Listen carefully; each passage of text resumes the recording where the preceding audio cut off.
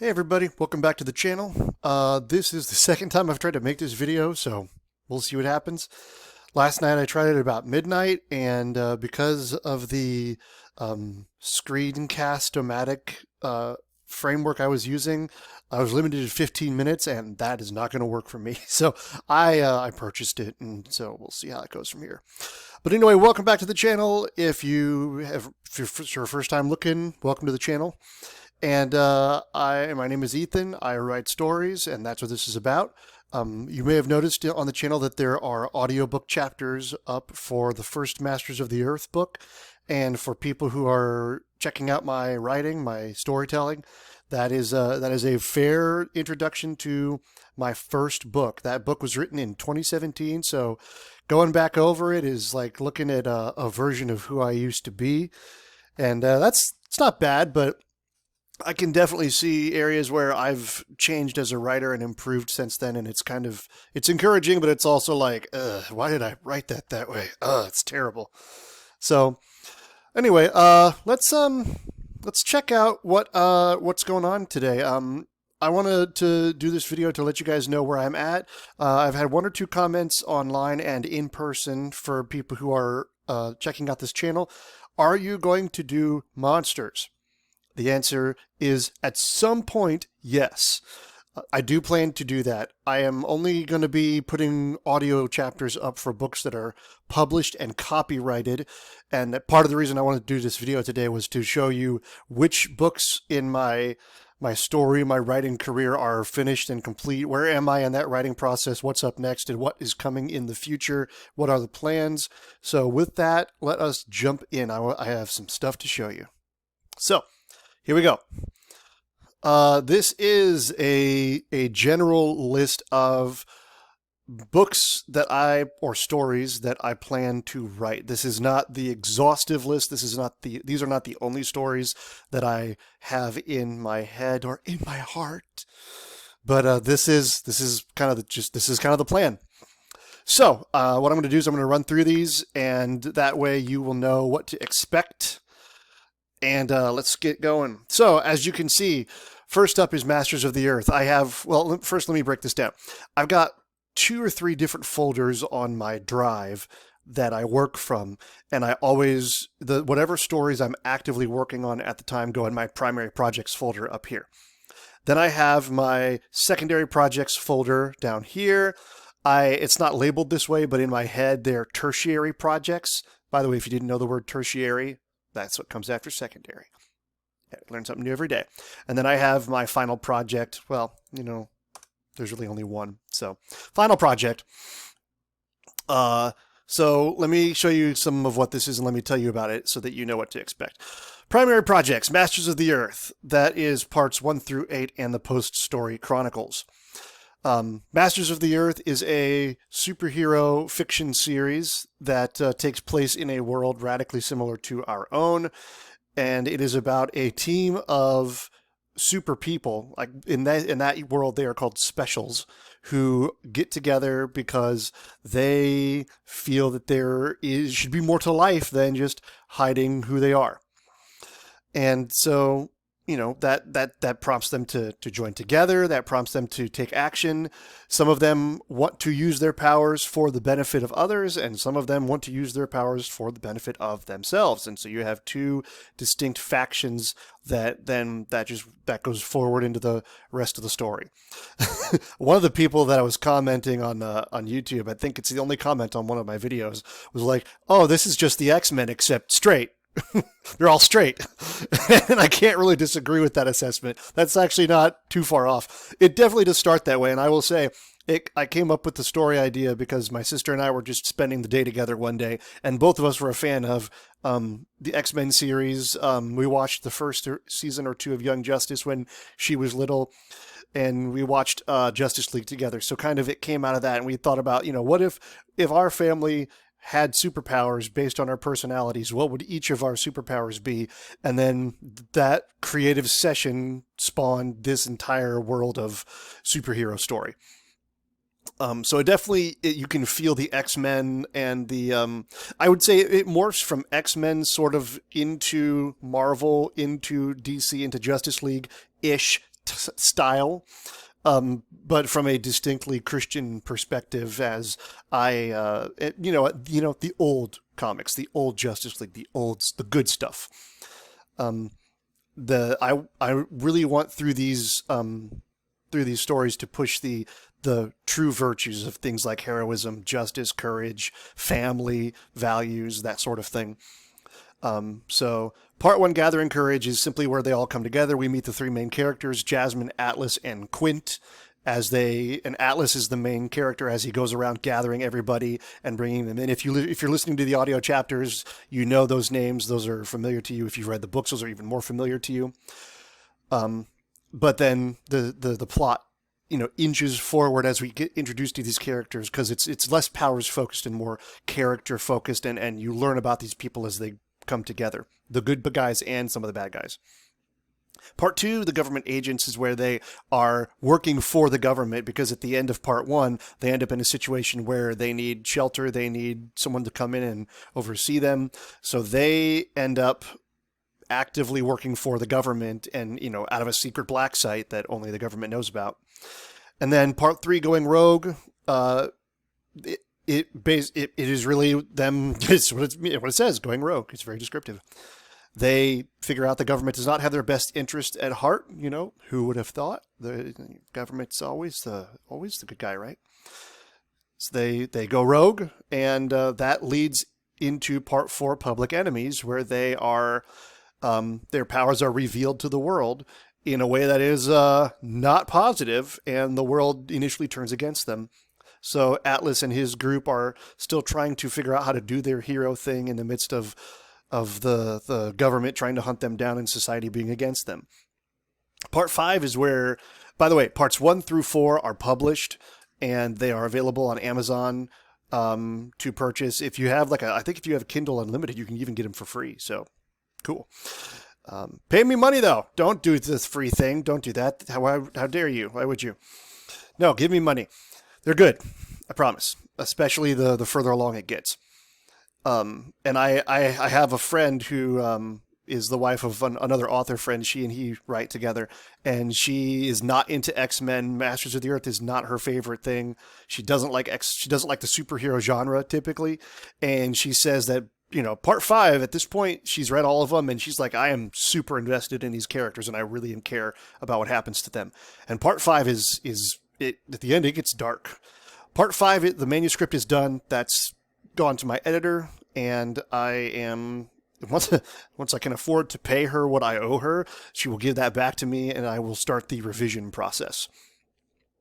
Part 6, The Coming Storm, now we get into spoiler territory, because at the end of part 5, the conflict with the government is brought to a close. I'm not going to spoil how that happens, but I will just say by the end of part 5, the government is no longer the main antagonist in the story, because the main antagonist is a much more dangerous force of darkness that is threatening to consume the world. So The Coming Storm, and part 6 and 7, I had to split up the superhero team into two separate storylines. So part 6 and 7 kind of happen concurrently, and one book follows one group and one book follows the other group. So part 6 is the team that's focused on Atlas and what happens with him, and we talk about the Shadow Killers a lot. The conflict between Keegan and the Shadow Killers finally gets resolved in that scenario. And then part 7, Dark Days, follows Jason as he goes to help or find Jasmine, who by the end of part 4 has disappeared. So Jasmine makes virtually no appearances in parts 5 or 6. And she's one of the most important characters. She's one of the most powerful characters, and the entity that she has contained inside her is a key factor in how all of this stuff fits together.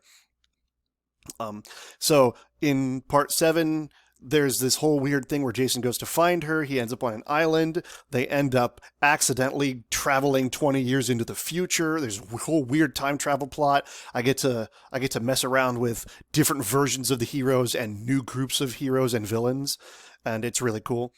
And then part 8, Last Light, is once that time travel plot has been resolved, everything kind of comes back together, and you end up with the final battle. Part 8 is just literally a massive invasion of the enemy into the world, and the heroes have to try to stop it.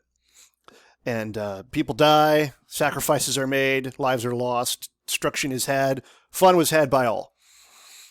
And so, yeah, good times, good times. So then we end up me wrapping things up and kind of slightly expanding the universe with post story chronicles. Each of these post story chronicles is going to be is going to be 6 longer chapters, that longer chapters compared to what has come before in parts 1 through 8. And each of them tells a specific story about one or more of the heroes or villains, and kind of sets it up for whatever is next, or like gets it in a good place where I'm satisfied with the way everything is laid out, so that if I'm going to continue on with that universe and tell other stories, that I can continue to do that. I can't imagine I wouldn't return back to Masters of the Earth at some point after that, but that's so far ahead that I haven't even written any of that down yet. Monsters. This is the one that for some reason everybody absolutely loves. Monsters is about a singular character named Matt King, who started off as a version of me, and then I realized that the story had potential, and I was like, okay, let's make him his actual character. So he is trying to survive in a post-apocalyptic world after a mutant cannibal apocalypse has descended and wiped out, as far as he knows, it's written only from a first-person perspective. So as far as Matt is aware, the entire world's now this way. And they had the civilizations of humanity were wiped out in about a year, maybe even shorter time periods than that, as the wave of mutant cannibals swept across the globe. So he is trying to survive. He ends up coming across this young lady named Inez, who is trying to starve herself to death. He brings her back from the brink of death, kind of against her will, and then they just kind of go forward. She's kind of like, well, I can't, I guess I'm here now, so I'm going to do this. So they go forward, and the messages of the story are, basically the theme of the story is that sometimes this world sucks, and there's not a whole lot that can make it better. This is not one of those what if parallel universes. This is an actual story that does not have a happy ending as it is currently written and planned out. I'll talk more about possible sequels to Monsters when I talk about secondary projects, but as of now, the end of Monsters is not a happy one. And when I say that, for some reason, everyone's like, yeah, that's the one I want. So don't worry. Now, in terms of where I am, Monsters 1 through 25, as I'm sure you're aware, is published. It's on Amazon. It's not under my name, actually. It's under EEB, not Ethan. So you can type it in, but it's EEB, and then maybe eventually I'll explain my reasoning behind why I didn't use my actual name. But parts 26 through 50, or chapters 26 through 50 are in progress. And I am 38 chapters down. And so there you go. I'm over halfway done with the manuscript, and there are sneak peeks in certain books and things. So there's that. And as soon as I'm done with, as soon as part 5 is revised and published, Monsters 26 through 50 is my next primary focus.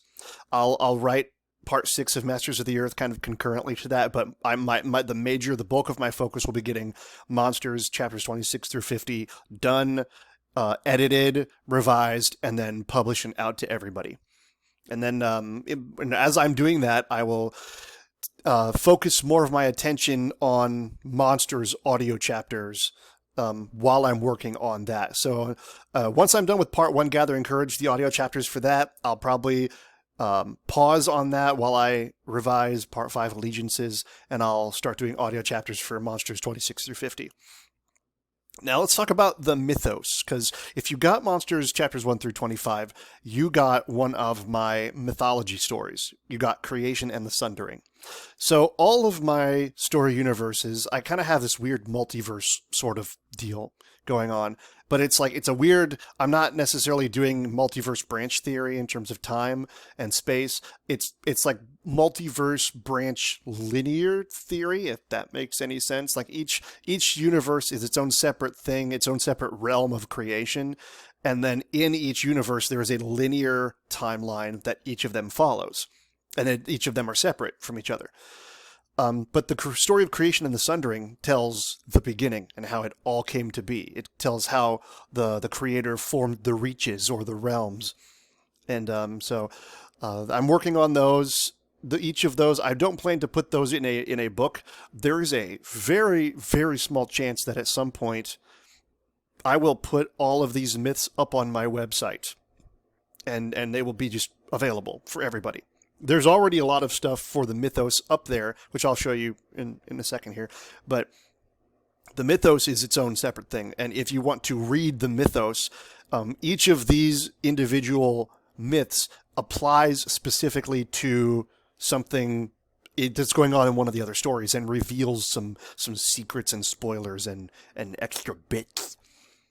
So Creation and the Sundering is at the end of Monsters chapters 1 through 25.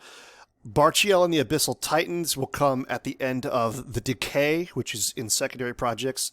The Book of Prophecies, it's its own separate thing. Legend of the Divine Rods is, by the way, I've finished Creation and the Sundering. Barchiel and the Abyssal Titans is done. Book of Prophecies is done. That took forever.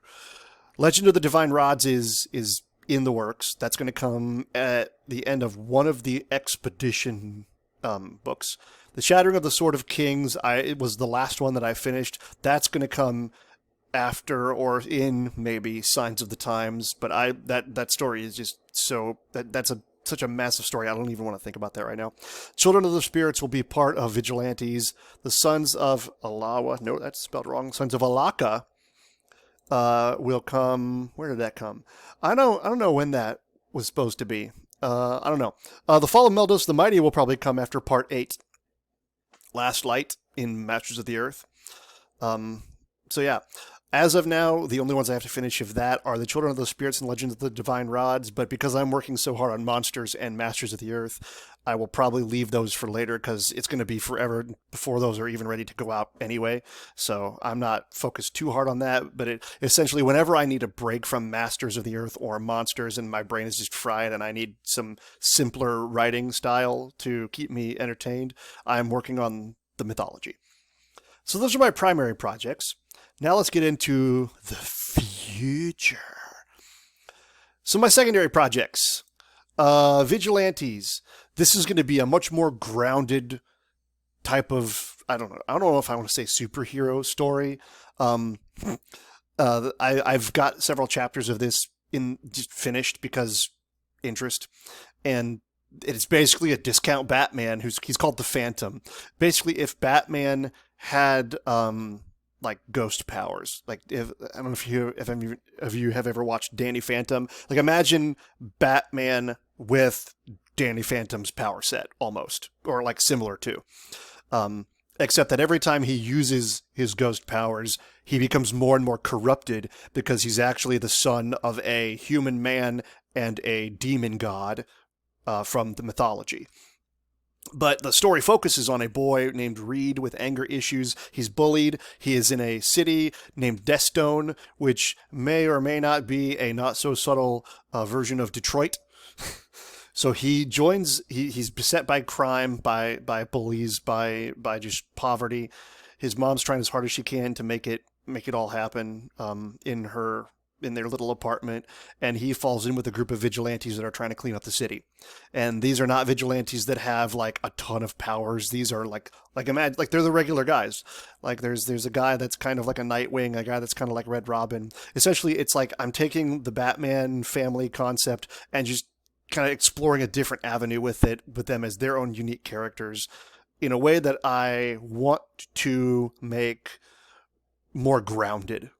So like, they're not going to be jumping off of, tall buildings and swooping down over the city. They're the ground level heroes. They're the ones that look up to the Masters of the Earth type heroes and like think and wish they could be that. And then Paragons is basically Vigilantes Part 2. Vigilantes almost serves as a intro to Paragons. Like it has its own 3-act structure, but then it in and of itself is almost the first act of the 3-act structure that will be Paragons. And and that's where we get into it's, the Phantom used to be a part of a Justice League style group, but that group has since disbanded, and most of them are dead, and one or two of them are still around. One of them is evil now, and the other one is their Superman character if Superman had telekinesis and telepathy as his power set. And he used to be like this shining paragon of justice and virtue in the American way. And now he's just kind of fallen and just like flattens people with his thoughts because he is annoyed with them. So it's going to be a very interesting story, and it's going to be a much more grounded, much more focused story than Masters of the Earth otherwise would be. And then as you see, I have Monsters Road to Panacea, and I have lots of ideas for Matt King's story. Maybe a redemption arc for him, since the end of Monsters is not going to be that. And as a believer, I am a big proponent of redemption. If this is gonna be Christian fiction, there's gonna have to be some redemption or path to redemption in there somewhere. Even though we know not everyone's gonna take that path. That goes into the Decay. The Decay. Okay, I'm super excited for the Decay. The Decay is probably my first foray into an entirely fantasy story. I mean, it's this scenario where these two teenagers from backwater towns are chosen as the new guardians of the Deep Rift, which is a hole in. You go into a cave inside a mountain, halfway up a mountain. There's this cave, and there's this hole in space and time that has been poked through by an incredible battle long ago. And it's the source of magic. And if you're exposed to this deep rift using certain spells and rituals, you yourself can become what's called unshackled. And you can gain access to magical abilities and talents, depending on what the type of person that you are. I'm working very hard to make the magic system in the Decay really, really dynamic, but interesting. So like you need something, you need resources and energy of some kind to power your spells. You've got your combat magic, your word-based magic, your card or wand-based magic. You have all these different forms of magic, and it depending on the house of magic that you go into, not really house, I just use that because a lot of Harry Potter people understand that language, but whatever discipline of magic you follow, that determines what kind of energy you have to use to power your magic. But at the end of the day, if you exert yourself too much, then instead of whatever source of energy you have powering your spells or your abilities, then you start using the soul itself, your actual soul. And the soul being used and pulled apart, ripped to pieces, and started to being used to power this magic results in the most powerful magic available. And so you can imagine how that would be abused by people who don't want to use their own souls and destroy themselves, would prefer to use the souls of others to power their spells. And then you end up with like a Full Metal Alchemist style, Philosopher's Stone type deal where they want to use the spirit energy of people to power the things that they do. And so in the midst of all this, these two kids are just hurled into this world with a master who is supposed to help them prepare to be the new guardians of this Deep Rift place, and he is just he's just absolute jerk. I'm not gonna use school inappropriate words to describe him, but if I was describing him accurately, I would be using those words because he is a piece of work. Yeah, so I'll just leave it at that. And then, of course, the whole message of the story is truth. And if you have the truth, and people don't want to hear it and would rather live in a comfortable lie than see an uncomfortable truth, what do you do with that? And how do you follow the truth when that seems to be what's going on? All right, the journey. The journey is, I kind of started with a setting, instead of starting with the characters. I ended up I had a previous story that I had been making called Wills Creek Hospital, and I ended up using a lot of the characters and even just the names of the characters for the journey. And I intend for the journey to be set in the same universe as the monsters story. So if you like monsters and you are curious to know where that road leads at the end and after that story, the expedition series will be of great interest to you. It will be very different though.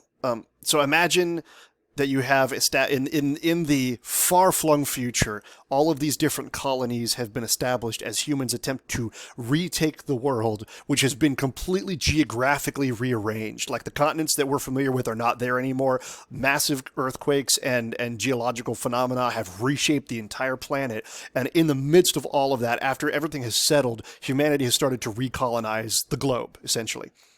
And one of the primary way that they do this is every generation or so, they choose their young people from previously established colonies. They band them together. They're basically born and raised to be ready for this. They equip them and they map everything out for them, and then they set them out.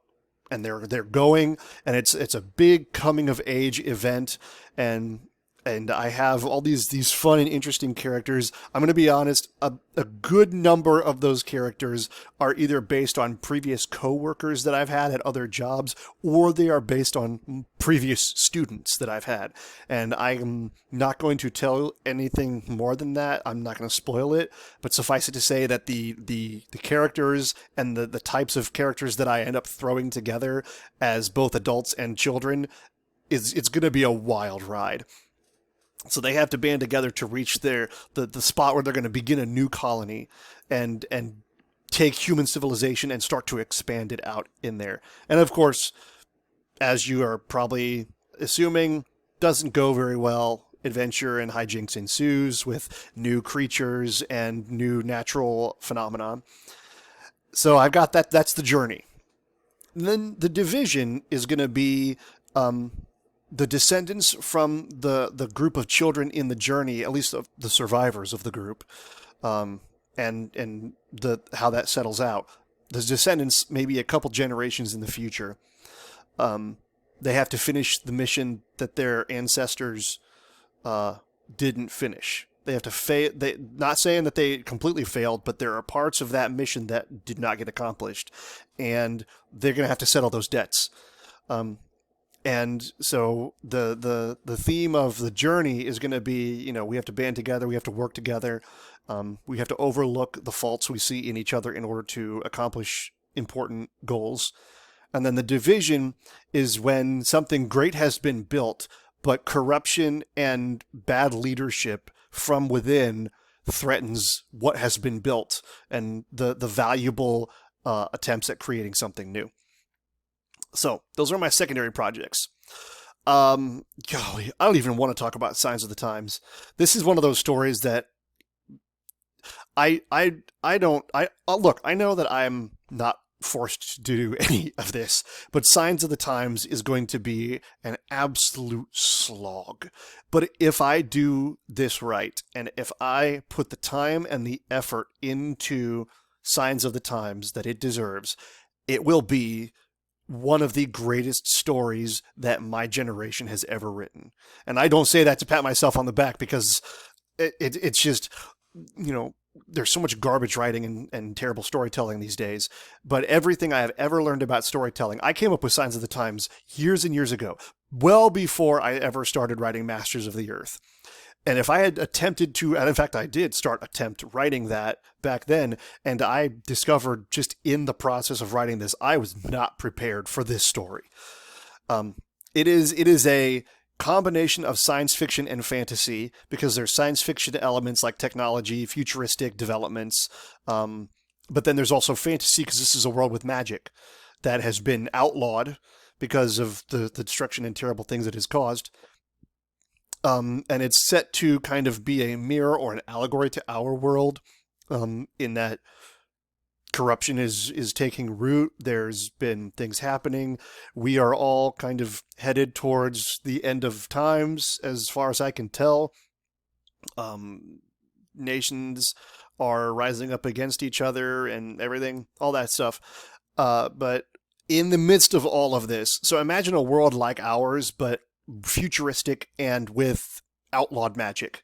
And imagine that, with all the political and social complexities that that brings with it, and all the different opinions and personalities and causes that happened to go along with that. And imagine that you, as a 12-year-old kid, find out that you are the prophesied chosen king of the Almighty, anointed by God to take your place on the throne of the world.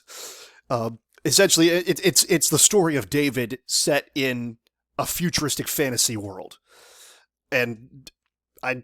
It's going to be insane. I don't even know.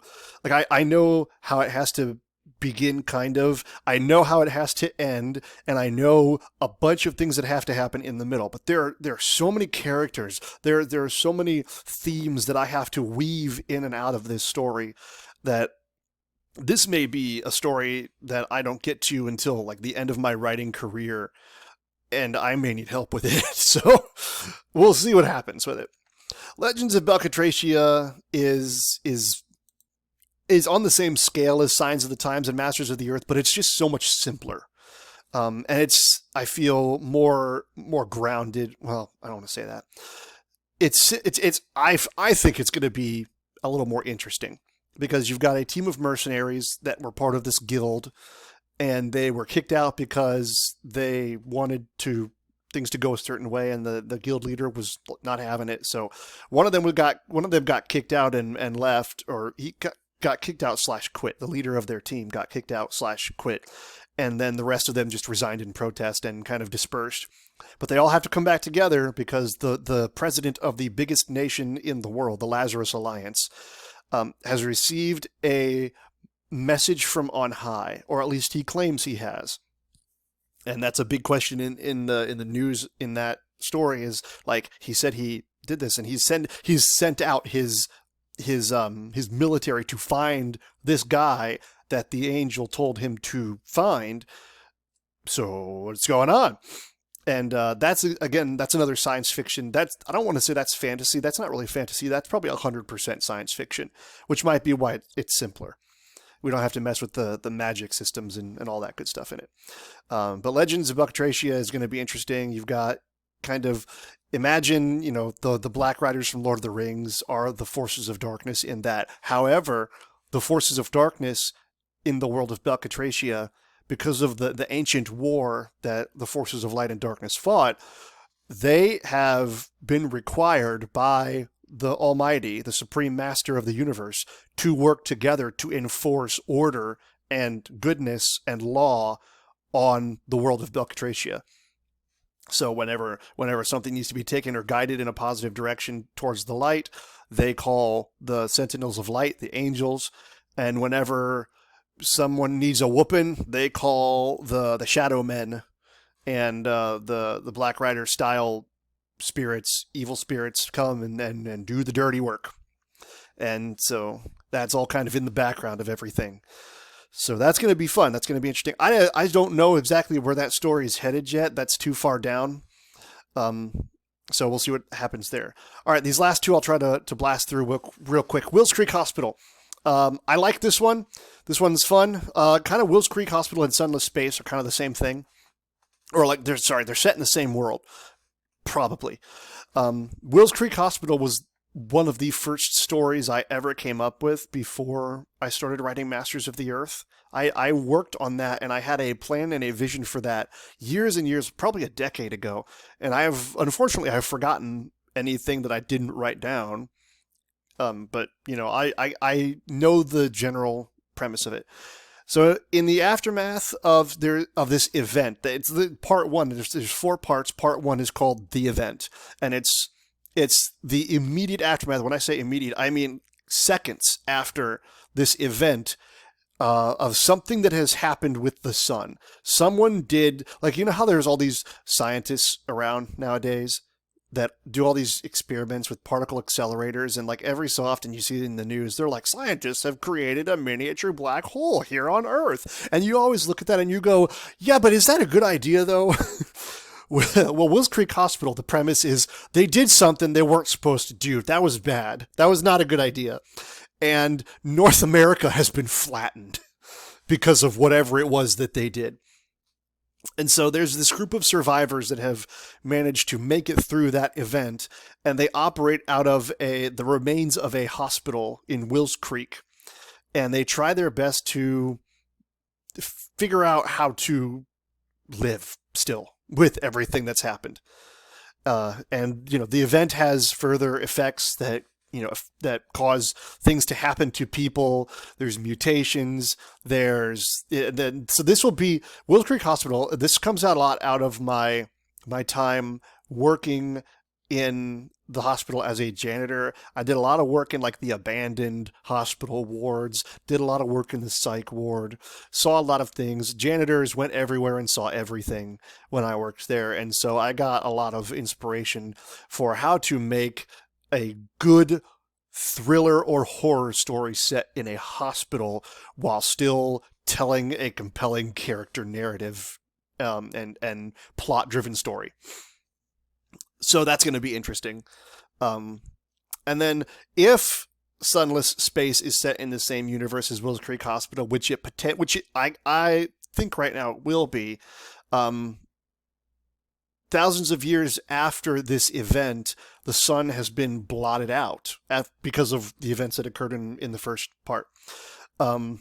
And humanity, like essentially the sun's gone, and because the sun is gone, the orbit of the Earth no longer exists, and so Earth has been flung out into space in some manner of cosmic gravity slingshot and turns into a giant ball of ice because there's no sun.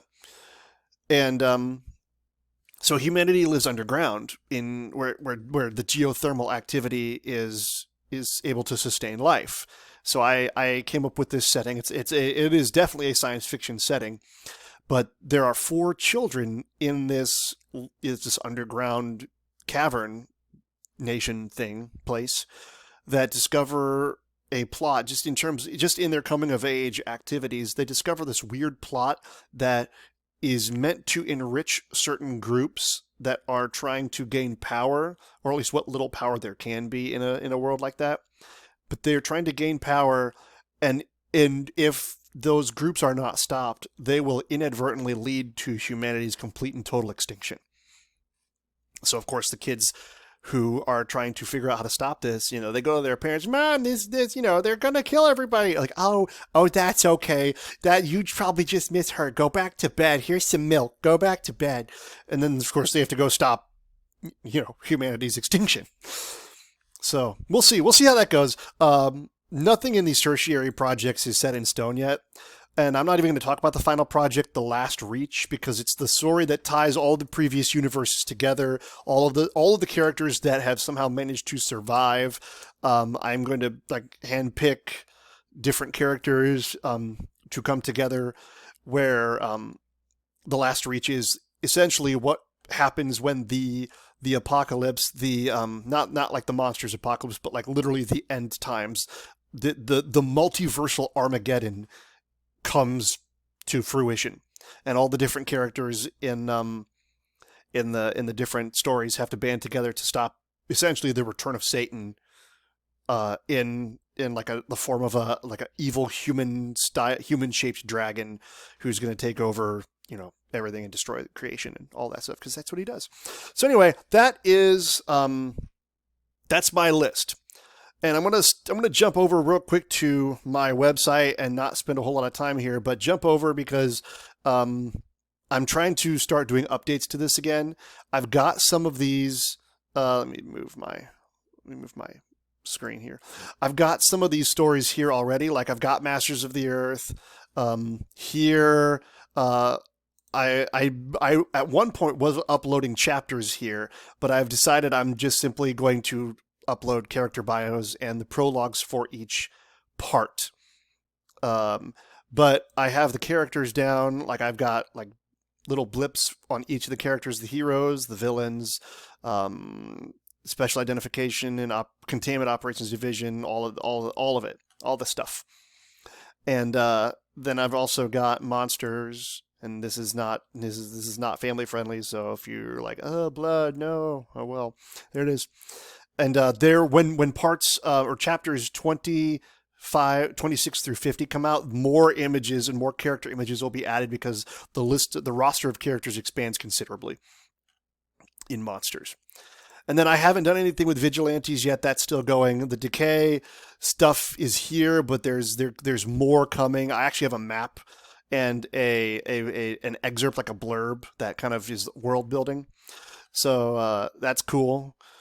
And then the biggest thing I've been working on with the website is the mythos, because if you want to know who all the gods and demon gods are, there's the Almighty, there's the Elysians, there's the demon gods, there's the angels and the demons, there's the demigods, there's the titans and the artifacts, and so you've got all the stuff here, and you can explore that, and that way, when I start, if I ever publish the mythology, before, other than putting it in the books, it's all going right here on this page right here, so you can see all of the things together. I want to update this. This talks more about the stories that I was just referencing on the other page. I put my plans on here. The expedition is here. Signs of the Times is here, but there's more that I want to put on here from those other lists that I just mentioned. Like I want to put maybe I want to put the Journey and the Division here as separate things.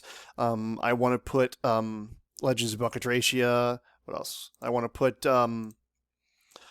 put Vigilantes his own thing. I want to do more on there. I want to put Wills Creek Hospital up there. So all told, there's a lot that I have planned. It is in a way manageable for now, but if you really want to see more of this and you're interested in the stories, I have to tell you, you can support me by going on Amazon, buying my books, watching the YouTube videos that I put out, leaving comments, and even asking questions. Maybe if, Lord willing, if my YouTube video, if they do well enough, maybe I'll at some point do like a live stream and do chats or whatever. I don't know. We'll see. I would be opposed to it. I had to get a real job first, though. I mean, technically I have 2 of them. I don't have 3 anymore. Thank the Lord. I only have 2. And I would like one of them to be my only full-time job so that I can focus more on this stuff. So we'll see what happens. We'll see what the plan is. And I hope to be able to talk with you all again and see what you have to say and entertain you with stories more in the future. So with that, I will say, the obligatory, do the liking and the subscribing and the commenting and all the algorithm, whateverness. And I will see you guys in the next video. Enjoy the next audio chapter when it comes out.